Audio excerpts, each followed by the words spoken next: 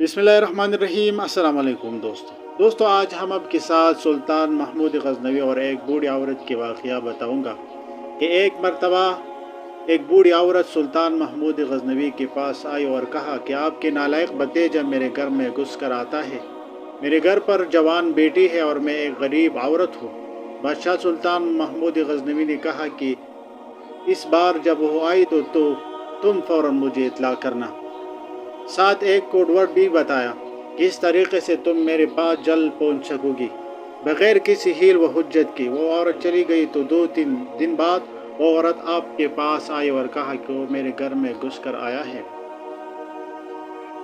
रात का वक़्त था। आपने तलवार उठाई, यानी सुल्तान महमूद गजनवी ने तलवार उठाई और इस औरत के साथ इसके घर पहुंच गई। आपने घर में दाखिल होती ही इस औरत से कहा, चिराग गुल कर दो। इस औरत से ऐसा ही किया। आप गए और इस नौजवान का सर तन से जुदा कर दिया और इस औरत से कहा, पानी लाओ। पानी ले आई तो आपने पानी पिया और इससे कहा, आप चिराग जला दो। इसने चिराग जलाया तो सुल्तान लाश को देखकर कहा, अल्हम्दुलिल्लाह। इस बूढ़े औरत ने पूछा कि आपकी 3 अमल मुझे समझ में नहीं आई। और कौन सी 3 अमल थी सुल्तान का जो बूढ़े औरत की समझ में नहीं आई। इंशाल्लाह नेक्स्ट वीडियो में ये बताऊंगा। अब तक मुझे दीजिए इजाज़त।